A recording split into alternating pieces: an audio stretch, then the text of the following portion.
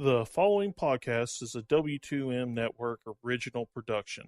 Visit W2Mnet.com for all of our other great podcasts, plus news, reviews, articles, and opinions from the worlds of wrestling, video games, football, and entertainment. What time is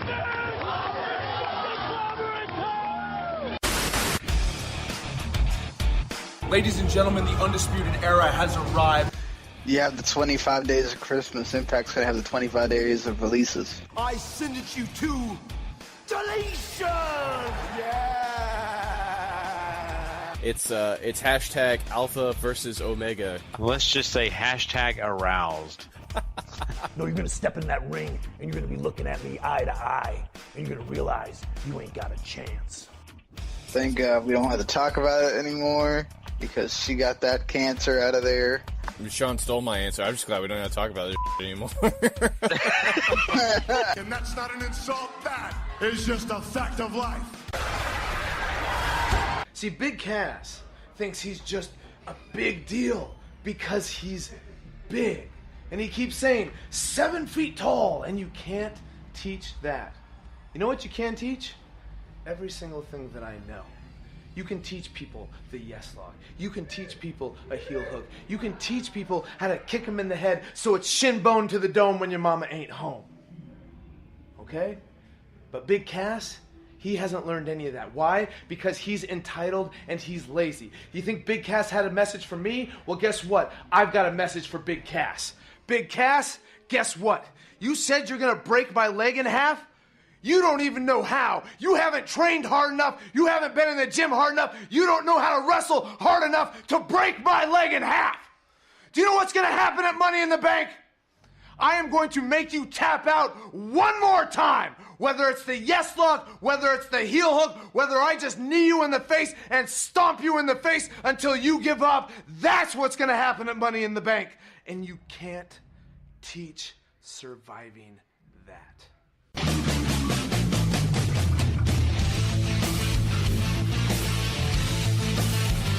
Ladies and gentlemen, wrestling to the max.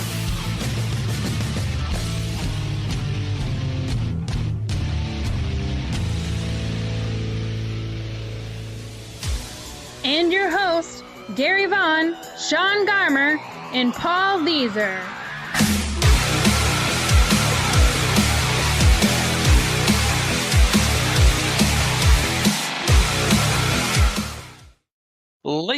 Ladies and gentlemen, welcome to Wrestling to the Max. This is another great episode. It's episode 295, and we are brought to you by the W2M Network and, of course, W2Mnet.com. That's right, the place where you'll get all your great wrestling needs along with sports like, guess what? World Cup's here. So make sure you go check us out because we've got a great soccer section. We're also looking at some other great things like video games along with entertainment. So plenty of content over there at W2Mnet.com.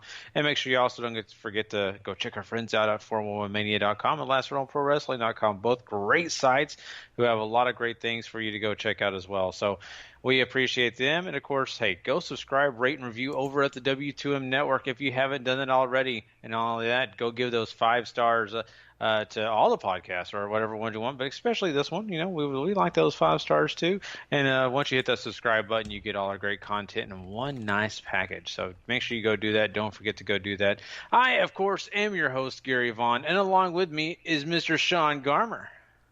What's up, everybody?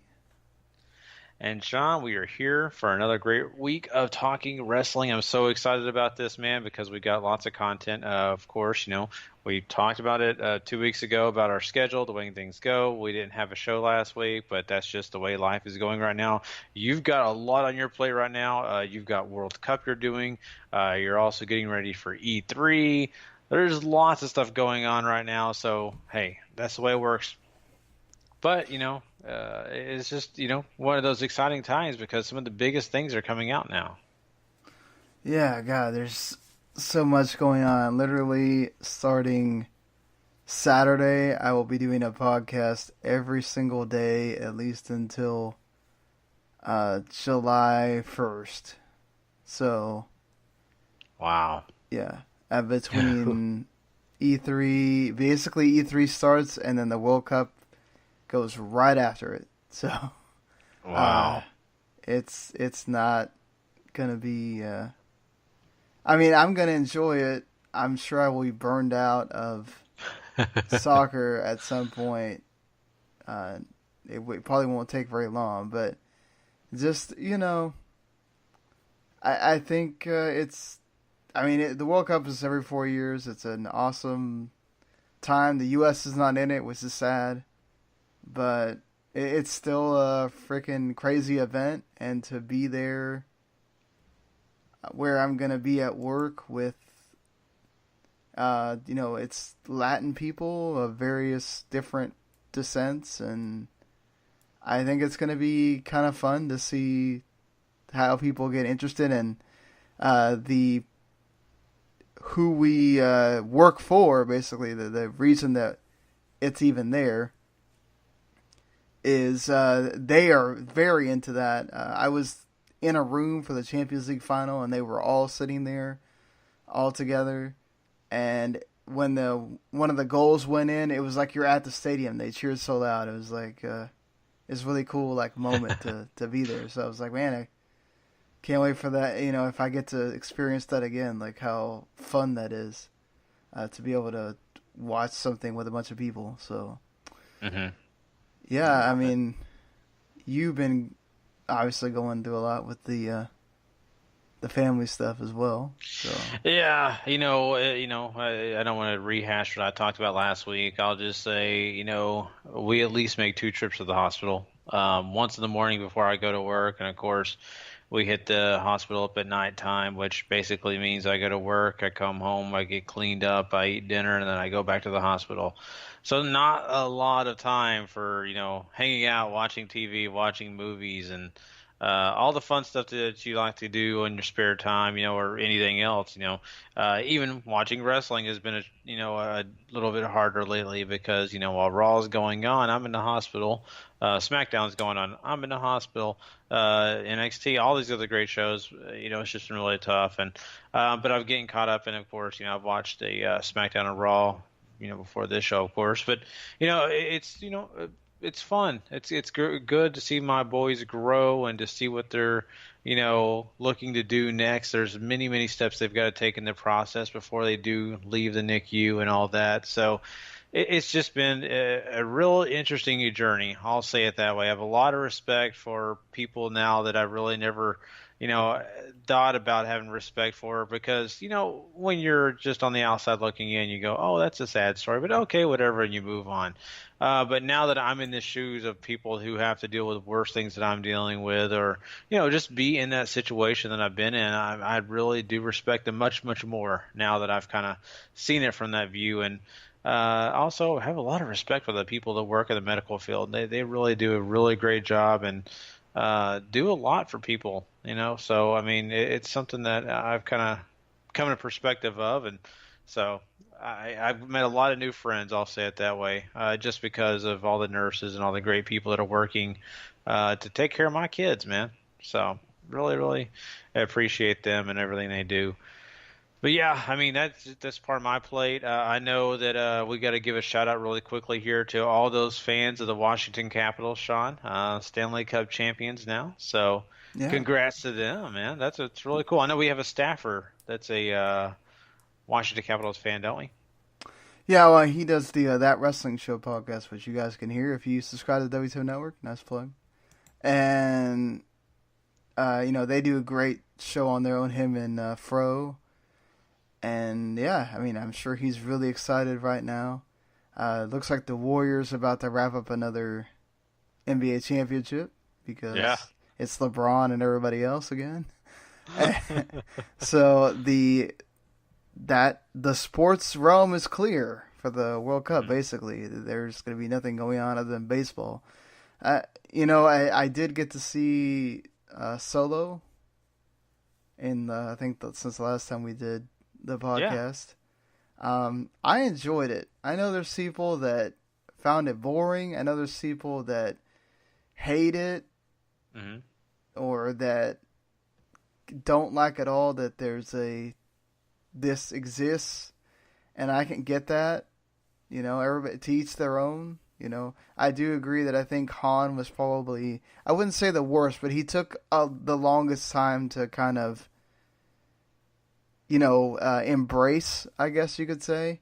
Whereas with the other characters, I kind of embraced them immediately. Like, and there's cool, like him meeting Chewbacca for the first time is cool. And the droid, I think, is very controversial because some people absolutely hate that droid. And some people are like me, and I really like that droid that they introduced. And, of course, I thought Donald Glover did a great job as Lando. There's apparently people that hate how he did Lando. So, it's just, you can never make Star Wars fans happy.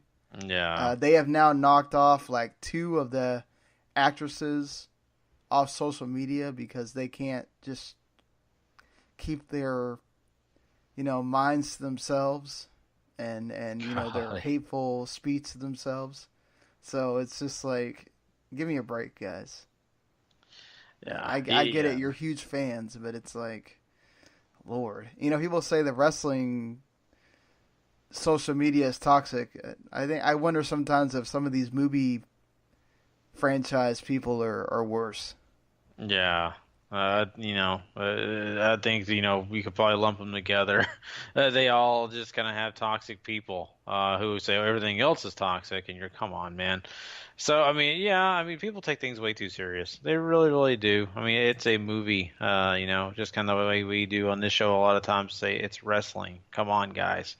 So, understand that there are real life people behind those characters that are not those characters when they leave and go home. So, that's good that you saw the movie, man. I'm glad you did because I've been kind of curious about it. And, Han Solo was, I'm not a big Star Wars guy, but Han Solo was always my favorite. So I was kind of curious about it, So, yeah. Well, guys and gals, I think it's time. I think, Sean, we need to hit that, little ding because it's time for some quick hits, buddy. If I can find it here. Let's do it.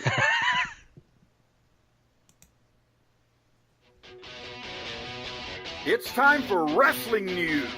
Quick hits. All right, go for it. All right. Well, let's start out by talking about the big case that Colt Cabana and CM Punk have been a part of for a long time with Dr. Amann. Now, Sean, this has been like 2 years of waiting around and lots of speculation of what could happen, and just all the years that have passed. Really, we've kind of lost track of it because it's just been in the distance, and now we finally reached it, and the trials seemed to fly by. It seemed like all of a sudden I heard it was coming, and I'm like, oh, wow, it's here, and then I was like, it's over. But hey, that's good because we didn't have to worry about it too much. But what we found out is that CM Punk and Colt Cabana were found that they were not, liable to pay Dr. Amann any money, that they were not in the wrong, that they did not slander him in any way. And so it looks like we got 2 guys free of having to worry about all that. CM Punk can have his fight this weekend with that off his mind. Colt Cabana can continue to do his podcast and do what he likes to do without worrying about this as well. And Dr. Amann, well, I don't really know that he lost a lot. I'm sure he lost a lot of money paying those lawyers, but, maybe CM Punk sues him for that. Maybe CM Punk says, hey, you made me spend money on lawyers. I know you're paying your lawyers. Pay mine. Sometimes it works that way. If I was CM Punk, I would just drop it. I'd just be done with it. Let Dr. Amann do what he's going to do. You go do what you do. What did you think about this, though? There was lots of speculation. Of course, wrestling fans thought this was a slam dunk. Colt Cabana and CM Punk. No worries, guys. It really wasn't that way. If you actually look at the case, really, the jury could have went the other way if they really wanted to. Yeah, they could have. I think it's good that he got that vindication, right? If he felt that he was injured by being there, and having to go through that of the company not listening to him and all that, then great. That's awesome for him. Also for Colt Cabana that they didn't have to be liable for something like that, for just saying something on a podcast, saying what they feel. I don't think that it's that big a deal at the end of the day, because it's not like there was any criminal charges where it was like, oh, his life is really going to change if it went the other way. I mean, all you ever hear about CM Punk is the dude saved his money like no other. He wasn't a big spender. And especially, you know, that UFC money he's getting now, he's not hurting with that. You know, I know he has his second fight on Saturday, so, you know, I don't really care if he wins or loses. I'm not going to be one of those that's going to be like, oh God, yes. You know, because you know what? I think people need to get over this. And that's, I guess, leads into this next thing is that he was not afraid to say, look, I'm done with wrestling. And, of course, you know, Brock Lesnar said that too. So, you know, it is what it is. But again, like, Brock Lesnar also loves money. And he also has, you know, if we go by who, you know, what we know of Sable, you know, she doesn't mind, you know, enjoying the money as well. I think CM Punk has not been that guy. He just likes to live his life the way he wants to. And so the people that keep thinking, oh, well, if he loses enough, he'll come back to wrestling. I don't think that that's the case with CM Punk. He's the type of guy that if he feels like he doesn't want to do it, he won't do it. It doesn't matter. You know, if he loses a bunch of times in UFC, it doesn't automatically mean that he'll go back to wrestling, because he may feel like he doesn't need to. And in fact, going by what he said, he can't even watch apparently 10 seconds of wrestling. It doesn't matter what it is. Yeah, it sounds like, you know, he's still really kind of bitter towards the business. And, you know, it's really hard to blame him, especially the way things turned out with him in WWE, right? And all the stress that he was under. I mean, that was a difficult time in his life. It's not easy being a WWE superstar. It's you know, it looks great. It looks like a lot of fun. But if you have that lifestyle, it is a complete job, pretty much 24/7. You get a couple days off, and the rest of the time you're working for WWE. You're traveling, you're getting ready for the show, you're in the show, you're leaving late at night. So those are the kind of things that really push CM Punk to the brink of, you know, really being fatigued, you know, being injured all the time. I mean, that stuff just really put him basically under the bus. And so I think now that he's been away from it for so long, he remembers the bad stuff, and he's not really thinking about all the great stuff. And so that lasting memory has made him feel this way, I think. And not only that, you know, now that he's not a part of wrestling, I think that he's kind of come to the conclusion he doesn't want to watch it. I think, sure, he may not be as interested, but I think part of it kind of hurts, because I think he really did have a passion for it at one time, and now it's just too hard. Eventually that could go away. I mean, you're right, Sean.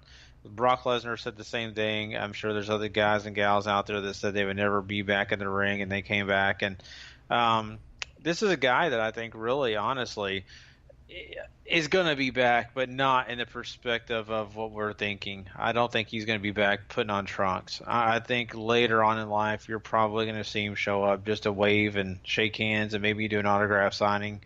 But I don't know. I don't imagine him having one more match. He may surprise me, but I don't know. At this point, I don't think his mindset's there.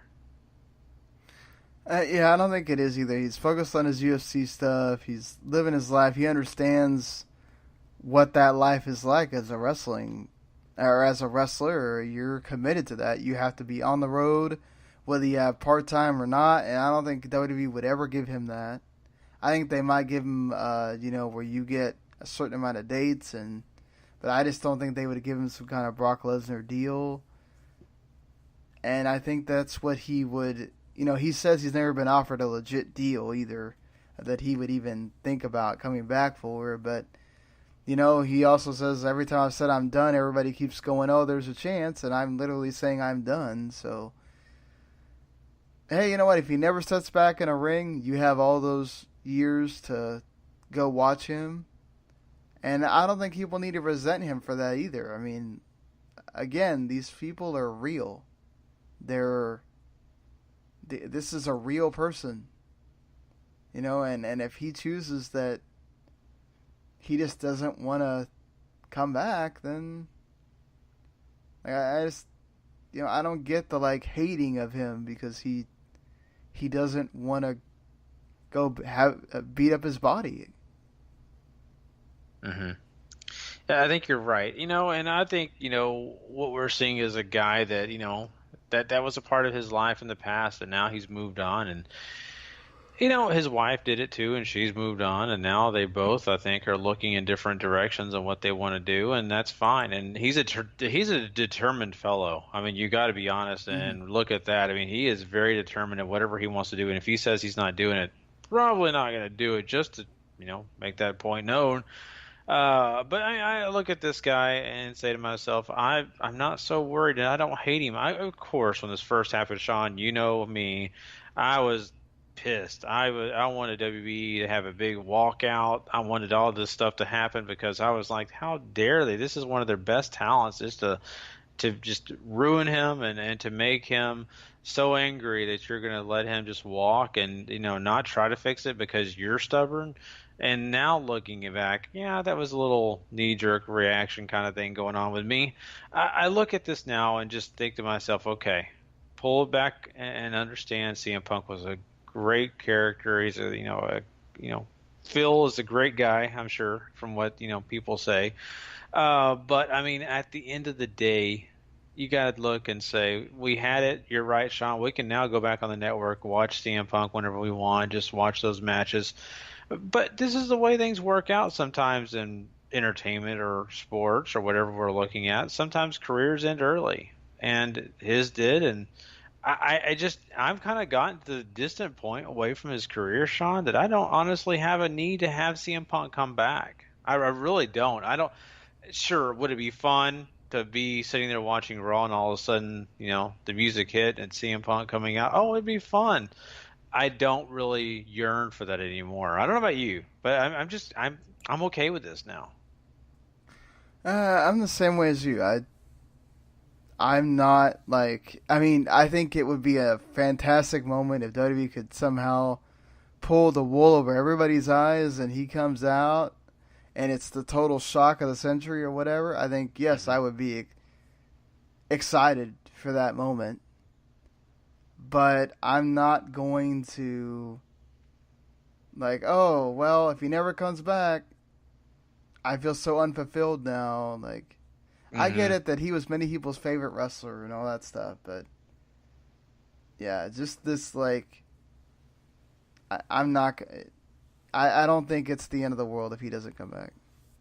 Yeah, I mean, think about it's just that feeling we all had. I mean, we had it with Stone Cold Steve Austin. I mean, when Stone Cold left, I mean, you know, and especially when he wasn't wrestling as much, you kind of felt like, oh, this is terrible. We need to see this guy do more. You know, come on. And when he had to retire, you just kind of felt that void. And I think when CM Punk, you felt the void, but I think it's healed. I'm completely cool. And, you know, I actually will be, you know, happy to see him do other things. You know, if he's not a good UFC fighter, I'm really just like you, Sean. I'm not going to cry if he loses on Saturday.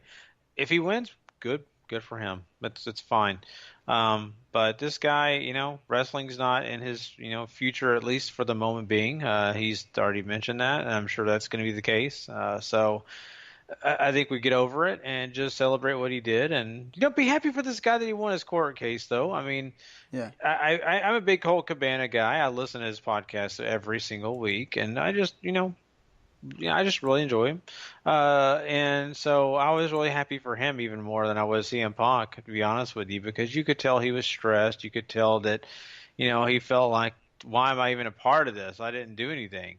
And so it's just nice to see these two guys, you know, get this whole thing behind them. Really happy for that. So good stuff. I mean, I think we'll probably see, you know, CM Punk get, you know, some more fights in. We'll probably see him do some other things. I think, you know, his comic book thing he had for a little while. I'm not sure how much that's going on, but I'm sure eventually we see him in some other ventures, and I'm looking forward to it. Yeah, I do think that he's a little like he's just trying to protect himself there, where he says that the losses don't affect how he feels, or or whatever, that people are trying to live through him by cheering when he, if he loses. And it's like, you can't tell me that you get into this so that you can just do it and you don't care if you lose or not. Like, come on now. You don't do anything just to be okay with losing. Yeah. I mean, if you really want to just get the money, then okay, right? But let's be honest here. You're not. And a smart businessman is not going to go out there and say, pound my face in so I can get, some cash. Yeah, because then no one's going to want to see you come back out there again. They've already seen it. So his best option is to win and to care that he wins. But you're right. It's just him being, it's a defensive mechanism is all it is. That's what the way he is about everything. He's very defensive. So you're right about that. Well, I think we've talked about CM Punk a good length here. Let's move on to something that I find very interesting and kind of exciting, Sean. I never saw this coming. In a million years, never saw this coming. The WWE signed Johnny Saint as the UK guy, right? So he's going to be the general manager of this UK division, and I am so excited to see what he's going to do. This is a guy that has been well respected and just been a complete. When you talk about legends, that's what Johnny Saint is. He's a legend, and this guy is going to be a part of WWE.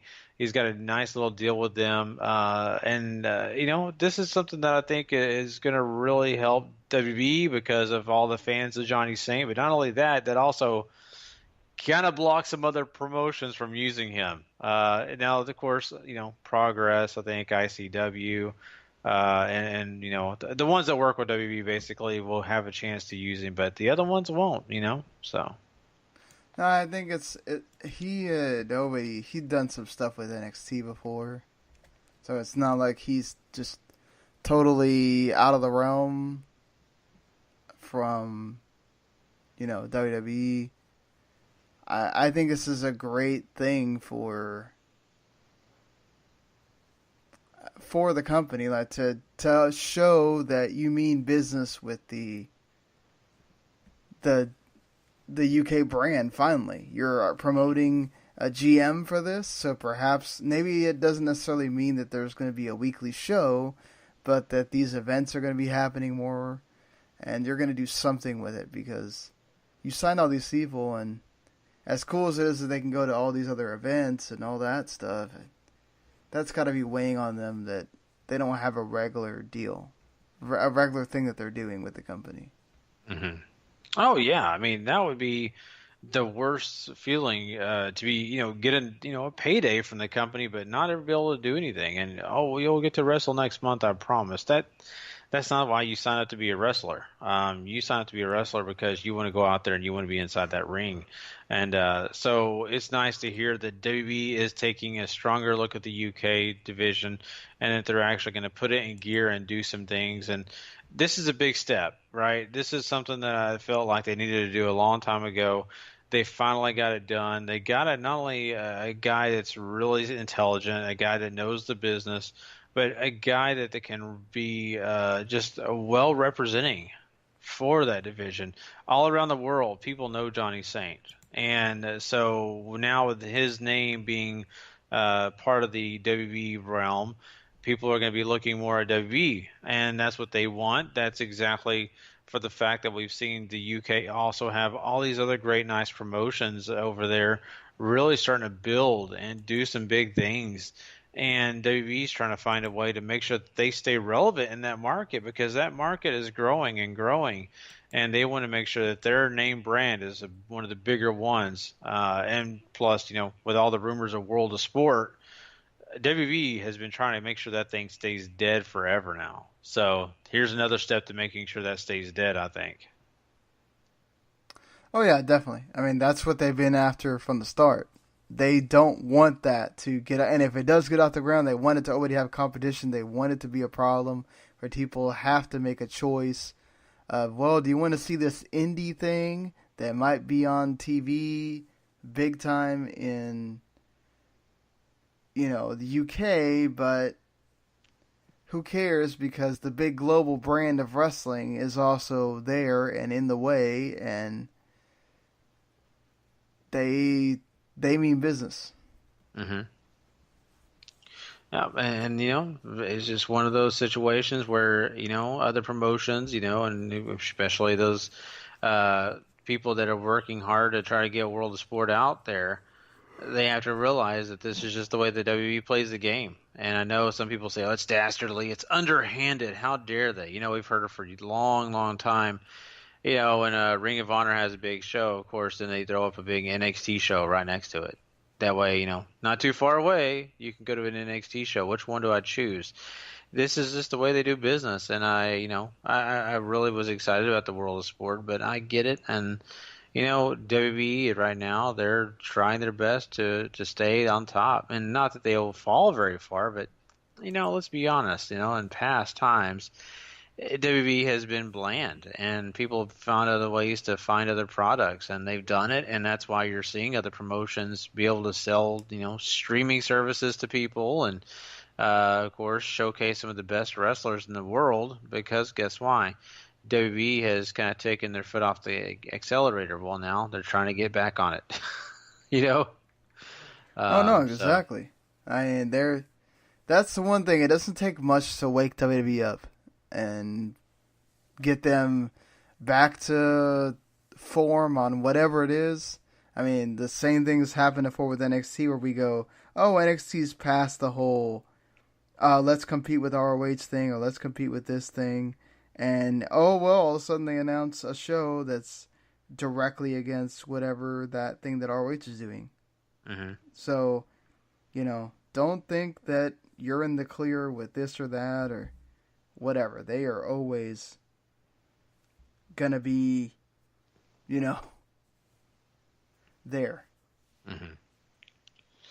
Yeah, like they have all the resources. I mean, it's not hard for them. They have all the resources. Not only that, I mean, my God, they just got a bucket full of cash thrown at them by Fox. So WWE is just going to be even more dangerous now, and they are going to do everything they can to make sure that they keep their foot on the throat of any wrestling promotion that comes their way. And that's just the way it's going to work. And I think wrestling is going to still strive and do some good things, but I think a lot of people are just going to have to understand that you're not going to always have the bigger names, because sometimes those bigger names are going to get a better deal. So, sometimes it's not about a better deal. It's about the steady paycheck. That's true. As we see, the UK division now has Jinny as a part of it, and I'm sure that's a big thing for Jinny. And a lot of people, that know her from the UK and all that are kind of like scratching their heads, or very excited about it. So that's that. You're right, Sean. A steady paycheck is a nice thing to have, and not only that, some of the benefits that come with working with the WWE, they don't hurt at all. So. Yeah, and this kind of goes into like the whole WWE is trying to go back to, we might get progress in SCW on the network again. So that means that these WWE UK deals, once you sign them, you're not able to work with certain promotions, so they can't work with Rev Pro or Defiant or anybody else that has a streaming service that's not Progress or ICW. So, that's something else. If you were looking forward to seeing Jinny at some of these shows, you won't be able to see her. Very much like, the Toni Storm signing as well that we talked about last time. So that's why she lost her Rev Pro Women's title recently, but now she'll be able to compete there in WWE UK, and that's good. We're starting to see the WWE UK Women's division starting to get some play as well.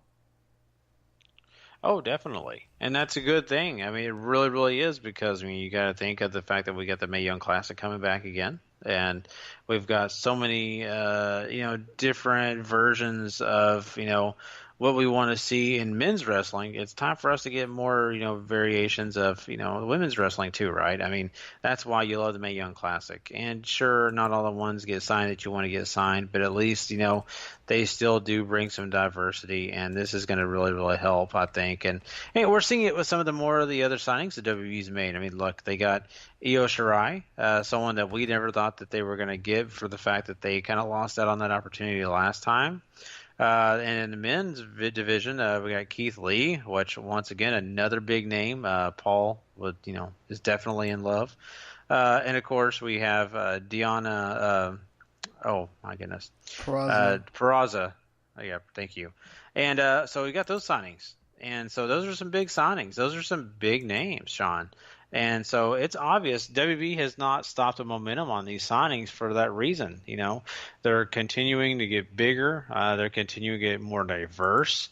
I think it's a good thing. Now, the biggest question we've always had with WB is how much is too much? Because as we see on the main roster, they have a tough time with the younger talent coming in because they still have the top brass that they're trying to push. And then when you come to NXT, well, there's only so many NXT tapings. There's only so many spots. And now with the UK, we have a great opportunity because those guys and, now gals that are part of the UK team will actually get a chance to do some things. And it's a universe for sure because you got so many of these big names circling around in this WWE roster. But I think that, this is a good thing that they're still signing some big names because these big names are going to continue to help kind of, I would say, really help breed some bigger shows and some more interesting shows. Because, sometimes I'm kind of thinking to myself, they sign these guys that they don't really use them. I think Keith Lee, it's going to be hard for them not to use him. Io Shirai, I mean, they've definitely got to use her.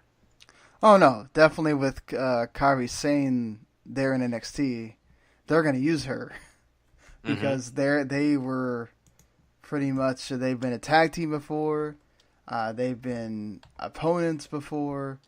You're going to see them get used because they're going to want to promote that. They're going to want to promote the women's, indie dream match there with those two. So, for sure that's getting something. And not only that, she's a phenomenal wrestler. She's going to probably lead the line for the Mae Young Classic, which they wanted her to do last time. So now you get to do that here.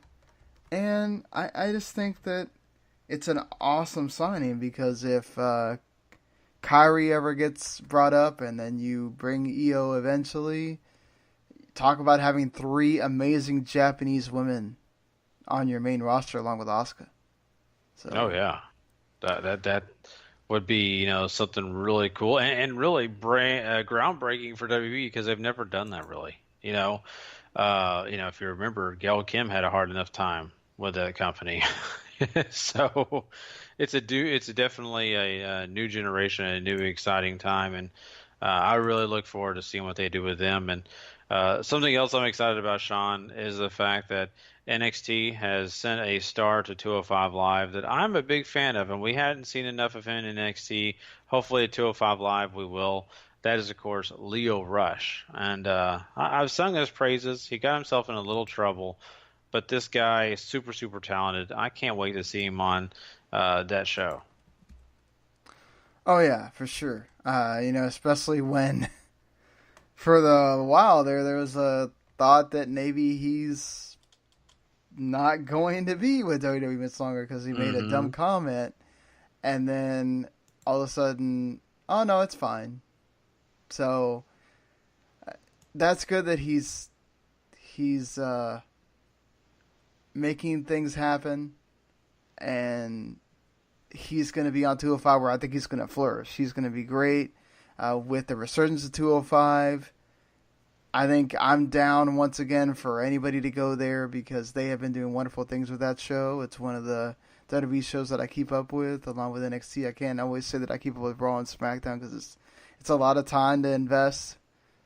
And 205 and NXT are much easier to watch, and they reward you for watching, which WWE doesn't always do with the regular shows. My God, this past Monday's Raw. I mean, I felt like I watched a repeat of the last week's. Yeah, I heard horror stories. Oh God, man. And I felt so bad for not getting to watch Monday night's Raw on Monday night, even if it was just at midnight. I didn't feel bad at all after watching it. In fact, I kind of wish I'd have watched something else instead, like America's Got Talent or something else. Yeah. But yeah, I mean, it's one of those things where, hey, NXT 205 Live, you're right, Sean. They're shorter shows. They do have some things that really bring you in and pay off. So I'm excited for Leo Rush. I'm really, really hoping that he does get a great chance to shine on 205 Live. Looking forward to see when he does. It's going to be, I'm sure, pretty fun. Speaking of paying off, and hopefully that wait pays off for Lucha Underground, because we're going to be covering it again on the show. And next week when it comes back on. And yeah, I mean, they've made us wait a long time. We've heard about the budget cuts and all that stuff. Hopefully it's worth it, I hope so. I mean, the new set looked cool, in an old ice warehouse or whatever it was. It looked really neat, but let's just hope, with the losses that they've had to endure when it comes to the talent roster, it's not too too stripped of all the good things. I'm hoping not. I really hope it's good, I think it will be. I think that they can probably work around some of the things that they've had to endure when it comes to losing talent or losing budget money that they can use. But, it's going to be fun just to see what they have to offer us. So I'm looking forward to it still. Yeah, me too. I'm really looking forward to it. And season 3 is on Netflix, by the way. If for some reason you're kind of like me and you missed quite a few episodes, you can go back and watch them right now. Yeah, that's what's so awesome. I'm so happy that Netflix did that. I really, really am, because, El Rey Network was never gonna, give you those replays all the time, and now and there's a lot of people like me that don't have El Rey. Yeah. So. Yeah, I'm right there with you. I have to watch it on the internet. I don't even have El Rey either. So, but yeah, I mean, we're talking about paying out and money, Sean. Let's talk about the WWE and network and the fact that they did do a new trademark called WWE VIP. So there's a lot of speculation out there that this is the new tier system. That now that WWE, has noticed that, they're doing pretty decently with the subscribers. They can make a little bit more money if they do a tier system. That kind of bums me out. I don't like to hear that. I just like the flat fee. But I guess in business, that's not the way it works. They're trying to make a bigger profit. What do you think about it? Do you think that's what this means, or do you think it's a show? What do you think this is about? I definitely don't think it's a show. It's a certain kind of name to be saying that's a show, right? Like, that's a weird name of a show. WWE VIP. What if it was hosted by MVP? I'm just saying. And then his special guest could be Y2J. God. Yeah, I don't know, man. Like, I think this is definitely the tier system. Once that Fox deal got announced, you have to wonder if WWE feels like, okay, we have a bit more license to start putting that money out there of how much, we can make these fans pay for things, because we're going to get extra revenue. We may not need as much from the network as we used to get. So that's something to think about. And I definitely could see them making like a tier for just the pay. If all you want on the network is just like NXT and the pay-per-views or whatever, or just like on demand and pay-per-views, I could see that maybe being a tier. I could see I I could see them doing what a lot of people are doing now, right? Where they maybe charge you that extra $5 for watching something live. Because you know what, ROH does that, right? And WWN does that. And they haven't changed that model yet, so it seems to be working for them. Yeah. I don't want that to happen. Yeah. Right? But I could see it. I could see it being a step that they take. Mm-hmm. You know, what you're saying is very true, and I don't want it to be true, but it is, and you know, that's what business is about: seeing what business models work, even if they're not yours, and using them, right? And that's the way it could be, you know, in the near future. You know, $9.99 gets you in the door, so you can watch a few programs here and there. If you want to watch those pay-per-views, like you're saying, Sean, pay those $5 for SummerSlam, for WrestleMania, so you're paying that additional money coming out of your pocket. And then if you want to see, you know, the camera aiming at Vince's bathroom, I mean, that's another $10. So whatever they can do to get that extra cash flow, I mean, it wouldn't surprise me at all if they really didn't have some things that were just kind of like get exclusive, you know, inside looks at this or that, right? I mean, yeah, I mean, the idea was like you get tickets exclusive or some kind of ticket pre-sale or I could see them. Yeah, I definitely think there's going to be a tier for if you just went on demand. I definitely think there's going to be a tier for if you want just live. And then there's going to be the regular tier. I hope that they do that thing that a lot of people are also doing now where they grandfather you in. If you've kept it, they'll let you just keep paying the same price. Mm-hmm. But as soon as you ever cancel, then you're screwed. You have to, you know, pay whatever the new price is. Yeah. I would hope that they would consider something like that then if they're going to change the model around a little bit. I would hope so too. That would be nice for us, right? I mean, because we're already in, but you know, it would surprise me if they went that, you know, direction only for the fact that they're trying to make that money, and they'd probably say, "Well, we appreciate your business so far, but now we're adding this, so this is why you're having to pay this extra money," you know. So it's going to be fun to kind of see how this all, you know, thing shakes out, but I think in the end, we are going to get that tier system. I think, you know, it may be in our favor and may not be, but it's probably going to happen. So, but what is going to happen, Sean, is Jericho is going to have a cruise in October, and it is going to be, what is it, wrestling, rock and wrestling, Rager at Sea, I think that's what he calls it. It is going to be happening, though, this October around Halloween, and he is going to have, you know, a bunch of bands, and, of course, wrestling is going to be a big feature of this show. We've already heard that Ring of Honor is going to have their own tournament. You know, whoever wins the tournament is going to be able to get a shot at the Ring of Honor Heavyweight Championship belt. We got some bigger information, though, out of this. Don Callis has actually come out and said, and we've heard Jericho himself say this, that Impact Wrestling is going to be a part of this big cruise ship. And it is going to be, of course, you know, guys and gals, I'm sure, from that promotion joining up. And, of course, I'm sure it'll be a Impact Wrestling versus Ring of Honor situation. So I think that's kind of cool. You know, I think you've got lots of great, you know, talent coming from Impact. Ring of Honor has great talent. I think it makes it more interesting. When it was just Ring of Honor, I was kind of scratching my head of, can this just be a big Ring of Honor show? I don't know. Would this actually be fun to watch? I mean, it'll be good because they got great talent, but how much of it is going to get repetitive? But now that we know that Impact Wrestling is joining, Sean, I think it's going to be a lot more interesting and a lot more fun. There's more variations you can have. Yeah, certainly.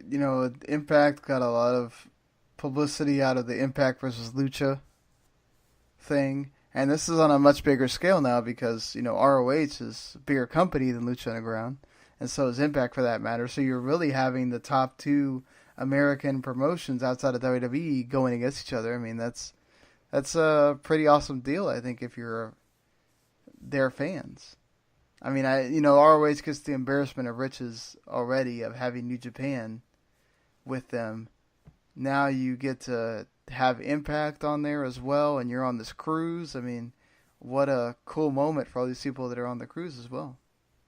No, definitely. I mean, I wasn't sure if I would, be having the time of my life, but now that I saw this take place, I'm like, yeah, I could see myself having a time of my life, because I'm just imagining Sami Callihan standing there across the ring from somebody like, I don't know, Jay Lethal, and, having a big match, or even, Silas Young. I could just see those two guys going at it and just going crazy. So there's a lot of interesting things that you could see in the mixtures and the way that they handle this thing. But I'm really, really excited about seeing what they do. I mean, of course, this is not going to be aired or anything. It's not going to be like it's a TV show. But, I'm sure they'll talk all about it. And, I'm kind of jealous now. I didn't sign up for this thing. And if my life circumstances were different, I might be on that boat, Sean. I could definitely understand that. So I don't feel like taking two newborns on a cruise ship. No, don't. Don't think that would be. Don't think the wife would really enjoy that either. So the wife would probably be like, "What the hell is wrong with you, man?" Yeah, and making me go by myself, and then making me feel like I'm the worst person. This is why in the you world. went to the hospital all those times. You were trying to butter me up to go on this Jericho cruise. Yes! That's what it was. Hey, Sean, if it really worked that way, I would butter her up with that. But I know it doesn't. Even all this. So, well, Sean, we got another guy in the news, Batista. Well, of course, he wants to be a interesting little character here. He wants to be Marcus Phoenix. If you played Gears of War, you know who that is. He wants to be that character in the movie. And that's kind of cool. Sean, I mean, I'm sure you could speak volumes on that, a person who's played Gears of War. The director also wants him to be in another role. He wants him to be, Kratos on another game called God of War. So that's another movie. So this is really interesting. And I think this is cool. I love Gears of War. It's one of my favorite franchises. They possibly might come out with a Gears of War 5 at E3 this year. I recently picked up Gears of War 4 because I hadn't played it in a long time, or I had actually never gotten to play it. We had a review on the site, and I was just like, I forgot that I never played this, and Marcus Phoenix is sort of the iconic character from that series. And people I think that's a dream role for him apparently. So, hey, why not? He's funny. If anything that you've gotten to see with him being Drax is that he's funny. He gets it now. He is developed as an actor. He's gotten, really good at this. And then also to be Kratos, I don't think he has to depart too much from Drax because it's sort of similar character. Kratos is a bit more serious, but Kratos will also get to have his fun and joke around too, which I think is right up his alley, why he wants to do it. So yeah, I'd totally be down for either one of those roles for him, honestly. Yeah, I think it just really fits, like you're saying, and I think that the star power that Batista's gained in Hollywood, it's amazing. Of course, being a part of Guardians of the Galaxy, being a part of the Bond franchise, just all these different big roles he's had has been really great for him. And it's kind of funny because the guy still says that he would love to come back and wrestle for WWE. Despite all that success he's having, and he still wants to come back and wrestle. WWE yeah, that's crazy that WWE doesn't even, don't answer his phone calls and things like that. It's weird. But maybe there's a work there. But I think it's really cool to see a guy that for a long time people just kind of said, well, he's a great WWE star, but what else really can he do? And all of a sudden he's blowing us all away. Dwayne Johnson, The Rock, has definitely done it. He is just one of the biggest leading men in Hollywood now, and now you got a guy like Batista who's moving up the ranks. It's cool to see these former WWE wrestlers getting inside Hollywood and making some noise, and I'm really happy for both those guys, but Batista for sure. I mean, he would have at least picked a much better video game movie to be in, because The Rock was in that Rampage movie, and it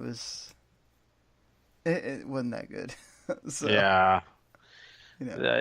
When you do as many movies as The Rock does, for sure you're gonna have some flops here and there. And I like the game, but the movie, not so much on. So, well, before we move on and talk something when it comes to pay-per-views, let's move on and talk about a guy that's going to be basically joining up with New Japan, a guy that's coming back to the ring after we weren't sure. Sean, I'm going to let you say it. Who's coming back? Who's your man? Tomoaki Hanma. I knew it. The man. Yes, Mr. you love this Kokeshi, guy. Hanma Mania. It's happening all over again. So excited to see him back. It was so tragic when he went down, and like for him to be able to come back to the ring and wrestle again, how awesome. Yeah, very, very awesome. And I knew I had to save that exciting moment for you. And he's going to be back June 23rd, so not too far away. That's really, really cool. And I'm so happy for him. I mean, it's not every day when you can have a comeback story. I mean, Daniel Bryan's doing it this year, and now Hiromu. This is really, really good, and it makes me happy when people can beat the odds and do what they want to do. And so, really, really excited. I'm really excited for you too, Sean, because I know how much you love this guy. So, good Thank stuff. you, sir. Well, Sean, I think we have one last thing to do on our docket tonight, and that is talk some New Japan Dominion, and we're going to preview this baby. We sure do.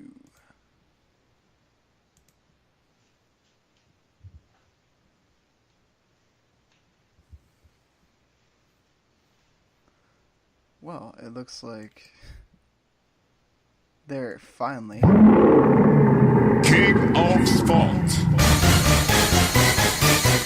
New Japan Pro Wrestling.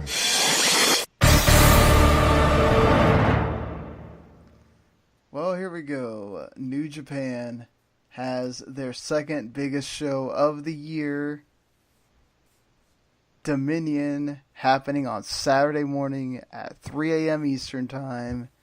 That means 2 a.m. where Gary lives, and not very late for you Pacific people at midnight. So you might be able to watch like the whole show and then still go to work, maybe, depending on what time you work. So not too bad for you. There are almost every match is a title match on this show except for two. So lots of things. Or no, three of them. There's a 6-man tag as well that features Rey Mysterio. So you'll get Rey Mysterio having his big New Japan debut there. So there's that. But let's begin here. And of course you have the orgasmic moment for Gary later on. He will be in ecstasy of the semi-main event here. But let's begin with this Yoshinobu Kanemaru and Desperado, of course, of Suzuki-gun, taking on Sho and Yo of Roppongi 3K. These guys have been trading back and forth the junior tag titles. They had a really good Super Juniors tournament, and Despy, I've always liked him better as a singles guy. Kanemaru's okay. So I feel like Sho and Yo are ready to get back their junior tag titles here. This should be an okay opener. I'm not expecting anything crazy. And yeah, Sho and Yo get these titles back because also New Japan doesn't really care about these titles. So. Yeah. They're just there to, show a little flash. That's about it, So I think Rapani 3K as well. I think the Yo and Show are great. I think that this is going to be a fun match, but nothing that'll be super ecstatic after reviewing it, I'm sure. But I think it's going to be a good one, and we'll be honest with you, I just like Rapani 3K. For sure. And after this, you have Juice Robinson. The man just keeps juking and jiving and lighting things on fire in New Japan, and David Finlay against David Finlay's old rival and Jay White and Yoshihashi. Of course, Jay White in Chaos, so he's there with his Chaos stablemate, and Taguchi Japan stablemates in Juice and David Finlay. I think that they're really just kind of continuing to, because this is going to be happening at the Cow Palace, Jay White and Juice Robinson for the U.S. title. So this is kind of continue to tease that, and perhaps you cement it here with Juice pinning Jay, and you have something that happens afterwards to get that going. Yeah, I think I'm going to go on the opposite side. I think you're right. The Cow Palace is going to be a big deal, and they're going to be definitely pushing forward to that. But yeah, I'm going to go with Jay White and Yoshihashi. I think that's going to be something that, for me is going to be more of, I don't know, a gut feeling, I guess I'd say. So I'm just going to go that way. But you're still right on that. I think they're really going to use this as a promotion to get us ready for that big show coming up. Yeah, and then you also have this tag match with Tomohiro Ishii. I feel so bad that Ishii is just in this role. I wish he was doing more, but it is what it is, along with his stablemate Toru Yano and the Suzuki-gun big dudes of Minoru Suzuki and Zack Sabre Jr. They could either be having them do a tag feud, which isn't out of the realm possibility because, Ishii and Yano have been tag champions before, or they could just be doing Ishii and Suzuki. That's also a possibility here. I'm going to go with the tag feud route, and I'm going to say Suzuki and Zack Sabre Jr. win. Yano will try to do too many Yanos and get pinned. Yeah. Gotta love him. Love him so much. But yeah, you're right. I think Suzuki can. I think that they're going to find a way. And I don't think it's going to be, too bad. But, at least you have, a situation where Yano is definitely going to impress us just by being who he is. Yeah, certainly. And speaking of being who they are, when you have a team of legends like Rey Mysterio, Jushin Thunder Liger, and Hiroshi Tanahashi all together against Cody, Adam Page, and Marty Scurll of the Bullet Club. You think the babyfaces would win here? Just to have Ray get on the Cow Palace card, but I don't know. We never got that Liger and Rey Mysterio match at the Strong Style Evolve, so maybe they try to go that route. I'm gonna go with the babyfaces winning here though, and just don't add any complications. Just let's do that. I like your idea of maybe having some complications where Rey Mysterio and Jushin Thunder Liger, need to have a match, and so this is where it kind of sparks. Maybe someone screws up or something happens, but I don't know. I think this is a vehicle to show Team Legends and Team Legendary baby faces, if you want to say it that way. They can get the victory. The Bullet Club can take losses. They're not worried about that. And, I think it's going to be fun to watch. It's just going to be super exciting. But how can you have those three guys, and the Legends team lose? I just don't see that happening. Yeah, I mean, again, I think it would be some kind of implosion as to why it would happen, but I'm going to go with Team Legends as well on that one. So now we get into the sort of more high-profile title matches here, beginning with the Best of Super Juniors winner, Hiromu Takahashi, after a phenomenal match that, Gary, if you have the time, I know you don't have a lot of time at all, but to go back and watch the final with Taiji Ishimori, who, new member of Bullet Club, against Hiromu Takahashi, go watch it. It's a fantastic match, almost border on 5 stars for Hiromu to win, and then now face Will Ospreay here for the championship. Hopefully they get at least 20-25 minutes to showcase here. We know both these guys are fantastic. Ospreay's been on another really great run. I don't think this is Hiromu's time, though. A lot of times when we have these challenges, the challenger doesn't win. I think that Ospreay's going to keep the championship here. He's got guys that he lost to in the Super Juniors, and he could very well face Taiji Ishimori or Ibushi.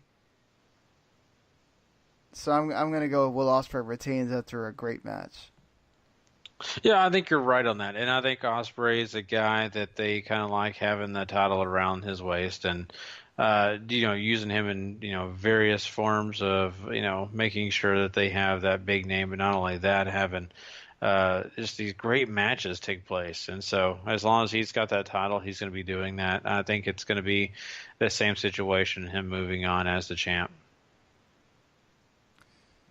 Yeah, certainly. I mean, they could have Hiromu win the belt. It's not out of the realm of possibility. I just feel like bank on Ospreay here. Yeah. Speaking of something you might be able to bank on, is this Taichi move to heavyweight has sort of worked. Some people like it. Some people can't get over the Taichi thing.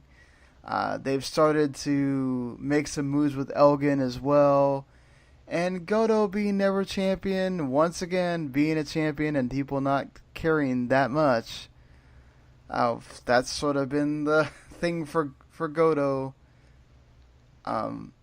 He's had some pretty good matches, but he hasn't had anything that you're going, oh my god, this is awesome. But look, this is Hiroki Goto. He has terrific matches with a lot of people. That's not what you're worried about with Goto. It's the whole, does he sell? Do people care? Do people feel emotions for him? And, I could say that at least people feel some way, one way or the other, about Taichi, whether you absolutely hate him or you sort of, in a weird way, like him. They moved Taichi to heavyweight. I feel like this is the title that you can make some moves with, and people will be okay and accept, because it's not that important of a title, especially with the introduction of the U.S. title now. I think Taichi wins. And they can see if he can hold some water with that belt. I really hope you're right, Sean. I think that's a great story, and I think it's something that, would really make fans, get excited. But, I don't know. It's hard just to say it's time. I think just to be a little different here, I'm going to go Goto. But I kind of hope your scenario is the way they're going to go. Yeah. I mean, there could be a lot of title changes on the show, or there might not be too many. It just depends. Because I think we know the big one's probably coming at the end. But I think maybe perhaps we're having another one here, because you're moving the Young Bucks up to the heavyweight tag championships. And, they have that history with the Golden Lovers. The Bullet Club they're trying to keep making waves. Evil and Sonata, they have, I think they're getting ready to possibly separate them so they can both be focused towards the G1 that's coming in a month's time, basically. Like pretty much as soon as the World Cup is over, the G1's already starting. Wow. So, I think you're priming these guys to possibly have bigger runs this year in the G1, so take these tag belts off of them. And why not make the big wave of the Young Bucks move up and they become champions? What a moment for the Young Bucks. Yeah. Heavyweight tag team champs, IWGP, for the Young Bucks. I think so too. I think that's a big moment. It's going to be exciting. You know, the Young Bucks have really been excited about getting themselves ready for the heavyweight division. And now they are, and I think that's the best way to give them that payoff. I'm really looking forward to it, and to me, it makes all the sense in the world. So I really will be rooting for those Young Bucks. No, certainly, and there will be a lot of people rooting for the Young Bucks. They're getting more merchandise for themselves. You know, their Bullet Club's about to get, you know, Funko Pops coming out pretty soon. You know, they have that Cow Palace show to promote, so I think give that to the Young Bucks and let them go around and be like, we're now IWGP Heavyweight Tag Champs. Yeah. So we've got the two big matches left here. And, of course, the one you're looking forward to the most, Chris Jericho taking on Tetsuya Naito for the IWGP Intercontinental Championship. We thought this was going to happen as Strong Style Evolved. It didn't. They pushed it to this big, huge show here. This is a difficult one, I think, because I don't think Chris Jericho... I don't know that Ghetto just wants Chris Jericho to come in here and be a total jobber. You know? Mm-hmm. I don't think... You know, Naito could easily just win, right? No big deal, and that's the end of it. But I wonder if they would try to have him have another match. You know, and therefore, maybe you have Chris Jericho win. He can say, you know, oh, I've now won so many Intercontinental Championships, I'm the greatest. And, you know, that can be a thing to drive Naito for another match. I just don't see how you can have another one if Jericho just loses here, but we've seen WWE do it with Jericho, and he's still viable the next time. So, what do you think? Yeah, and you know, you make a good point. I think you know, you look at the way Naito does business, right? And he is not, you know, a stranger to using underhanded things to win. He's also a guy that, you know, can match wits, I think, with the Chris Jericho pretty well. And then on that flip side of that coin, Jericho's a great heel himself. And this is why I'm so excited about it. It's like it's these two guys looking in the mirror. It's just like, to me, it's just Chris Jericho versus Japanese Chris Jericho. And so it's going to be really fun to watch. I think that, you know, the way this is going to work out is going to surprise a lot of people. I'm with you on the thought process of you don't have Jericho come in here and lose right off, because if he comes in and loses right off, well, what's the purpose of Chris Jericho anymore? He can't beat any of the new talent. Right. If you have Naito lose, do you really want one of your biggest stars losing to a guy that just kind of popped in the company? Do you really? I know he's a big legend, but do you really want that to take place?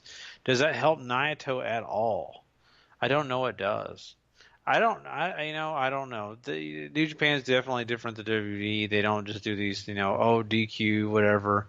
But it makes you wonder if Chris Jericho is going to flip out on Naito so much he just causes havoc, and this match never gets to get finished.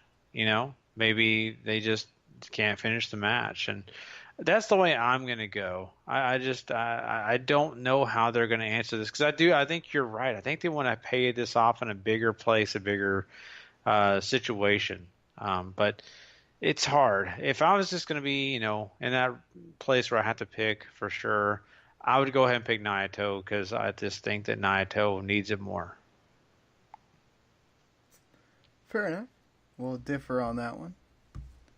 And finally, the big match that a lot of people are waiting on. 2 out of 3 falls. IWGP Heavyweight Championship on the line. Kazuchika Okada against Kenny Omega. I loved all 3 matches. You know, Dave Meltzer broke the rating system with his 6 3/4 stars for the last one. Will he break it again? I mean, they were all 5-star matches, whatever you want to use, the rubric you want to use here. There's some people that liked one over the other. That's great, whatever. I think, though, this is the time. This is the time for Kenny Omega. Okada has had the championship for over 700 days. He has finally beat Tanahashi to have the record. He's, all these things, all these milestones. And he's gone to the G1 as champion so many times that it's like, I think you need to hit that refresh button and have Okada not be the champion going into G1 and have Kenny Omega be the champion and see what that's like and a new challenge for him and all that. I think Kenny Omega should win here. Does he win? I don't know, because it's not like New Japan's hurting with Okada as champion right now. People are still into Okada. He's having great matches. That's not a problem. He's going to have his great matches in the G1, so you're not worried about that either.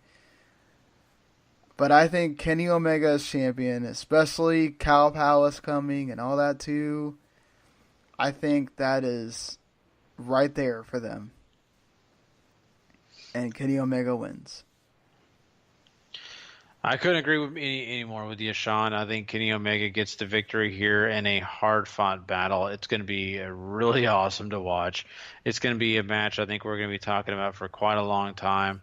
I think in the end, though, Kenny getting the victory here really does help. You mentioned at the Cow Palace. It helps, promote everything that, New Japan's want to do, and that's, of course, get more of the American fans to pay attention to the product, and not only that, put on just quality matches and get people excited. Really, really looking forward to this match, though. I mean, it could go either way. I'm with you. I'm throwing my hat in the ring for Kenny Omega, and I really feel comfortable doing that. So we'll have to see how this whole match progresses, but for me, I think it's a big match, and it definitely is going to make some waves. So we're both going Kenny on this one. Well, that's going to do it for the New Japan show, but it's one hell of a show that I think anybody will want to watch. Whether you watch it live or on demand later, it's worth going out of your way to see. Yeah, definitely. So there you go. That is New Japan for us, and that is our show tonight. Yeah, that's right. We have brought you some of the bigger news from this past week, and of course, talking Dominion. Look for next week when we'll recap all this great stuff. We'll talk about everything that happened at Dominion. We'll hopefully jump into some other topics that you'll want to definitely tune in for, and of course, make sure you come and join us every single week on the W2M Network at W2Mnet.com. Don't forget to go hit that subscribe button so you can never miss an episode. Trust me, you don't want to miss one. And hey, do us a big favor. Hit that 5-star rating.